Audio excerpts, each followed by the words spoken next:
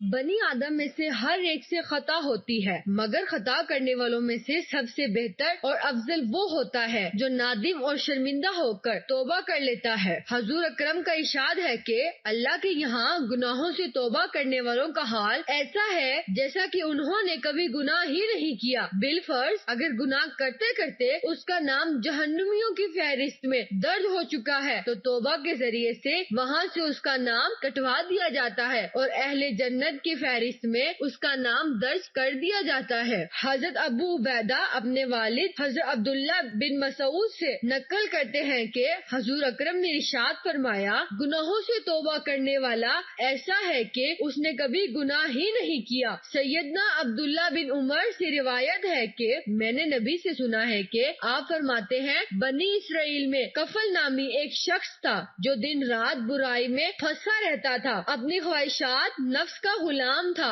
اس نے ایک ضرورت مند عورت کو 60 دینار دے کر زناکاری کے لیے آمادہ کر لیا۔ جب وہ تنہائی میں برے کاموں کے لیے تیار ہو گیا تو وہ عورت بے اختیار رونا شروع ہو گئی، چہرے کا رنگ فک ہو گیا۔ کفل نے حیرانی سے پوچھا کہ اس وقت یہ ڈر اور رونا کیسا؟ اس پاک باز اور شریف النفس لڑکی نے روتے ہوئے جواب دیا، مجھے اللہ کے عذابوں کا خیال آ رہا ہے، اس کام کو ہمارے خالق نے حرام قرار دیا ہے، میں بھی اپنی ضرورت سے مجبور ہو کر اس برے کاموں کے لیے تیار ہوگی۔ اب اللہ کا خوف مجھے بے چین کیے دیتا ہے، ہائے آج 2 گھڑی کا لطف مستقل جان کا روگ بن جائے گا۔ اے کفر، اللہ کے لیے اس بدکاری سے باز آ جا اور اپنی میری جان پر رحم کر، آخر اللہ کو بھی حساب دینا ہے۔ اس لڑکی کی ایسی پرتاثیر اور سچی بات نے کفر پر گہرا اثر ڈالا اور اپنے برے ارادے پر نادم اور شرمندہ ہوا۔ عذاب الہی کی خوفناک شکلیں اس کی نظروں کے سامنے گھومنے لگی اور اپنی سیاہ کاریاں یاد کر کے رونے لگا۔ قبر کے سانپ بچھو اس کی نظروں کے سامنے پھرنے لگے۔ اب دل میں یہ سوچنے لگا کہ مجھے تو اللہ کے عذاب سے بہت زیادہ ڈرنا چاہیے، اس عورت نے ابھی گناہ کیا ہی نہیں ہے اور یہ اس طرح جہنم کے خوف سے کام رہی ہے، جبکہ تو میری ساری عمر ہی ایسے برے کاموں سے بھری ہوئی ہے۔ چنانچہ وہ کہنے لگا،